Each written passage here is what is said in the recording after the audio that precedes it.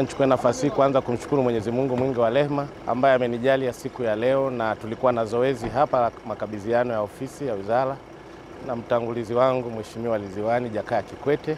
Mpango wetu katika kipindi hiki cha miaka mitano ni kuhakikisha kwamba serikali inazalisha ajira zipatazo milioni 8.5. Kwa katika jambo kubwa ambalo kama wizara tunaanza nalo na kulipa kipaumbele ni kuona namna gani matamanio ya Mheshimiwa Rais na ya Watanzania katika eneo hili ambalo sasa kama nchi vijana wengi wanatamani waone fursa kubwa wanazipata. Nchi yetu hasa kipindi hiki cha Mheshimiwa Dr. Samia Suluhu Hassan amepeleka fedha nyingi kwenye miradi ya maendeleo. Lakini sasa tunataka tuhusishe miradi hiyo, fedha nyingi zilizopelekwa huko, namna gani vijana wetu wanapata fursa ya kupata ajira huko.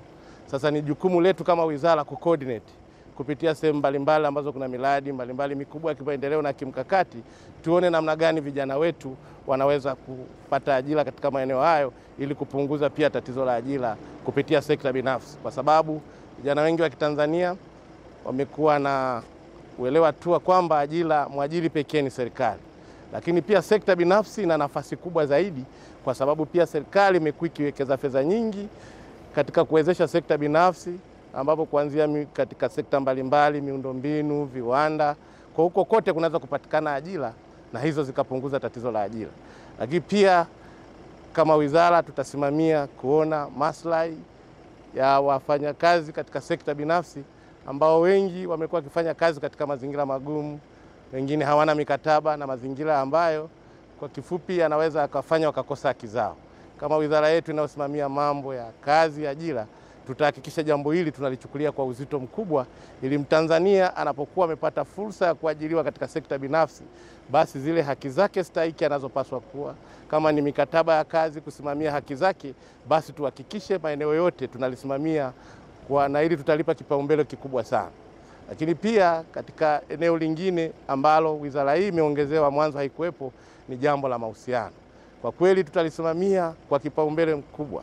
Lengo kubwa na Mheshimiwa Rais ameanzisha hii mahususi ili kuwaleta wadau pamoja. Wadau pamoja kwa maana kuwasikiliza wao, wana mawazo gani, wanataka wao waguswe kwa namna gani. Ni makundi mbalimbali, asasi za kiraia, makundi mbalimbali binafsi, wote kwa pamoja. Ni jukumu letu kama ofisi hii kusimamia na kama wizara hii kuhakikisha tunawafikia, tunazungumza nao na kwa pamoja tunashirikiana katika kulijenga taifa letu. Na mimi kama waziri nitawakaribisha wadau wote, vyama vya wafanyakazi, taasisi za kidini, tukae pamoja, tuzungumze namna gani tunaweza tukaendesha mambo yetu vizuri na baadaye tukasaidia, na kubwa ni kutaka tupate ustawi wa taifa letu, amani, umoja na mshikamano ambazo ni tunu zilioachwa na waasisi wa taifa hili. Na sisi kama wizara hii inayosimamia mahusiano, jambo hili tutalipa kipaumbele cha hali ya juu. Tutajitahidi sana kwa namna yoyote hii ili kuleta mshikamano na umoja katika taifa letu. Nataka kutumia nafasi hii pia kuwashukuru sana wenzangu wote ambao nilipata nafasi ya kufanya nao kazi, ambao kwa hakika sio tu kwamba nimefanya nao kazi, lakini pia yako mambo mengi makubwa ambao wamenifundisha. Binafsi nataka kutumia nafasi hii kuwaambia tu kwamba yale ambayo tuliyamaliza yaendelee kulelewa na kuendelea kukuzwa, lakini yale ambayo tukuyamaliza basi wajitahidi waweze kuyakamilisha. Lakini kwangu mimi la msingi zaidi ni kwamba waendelee kufanya kazi vizuri kama ambavyo tumekuwa tunafanya.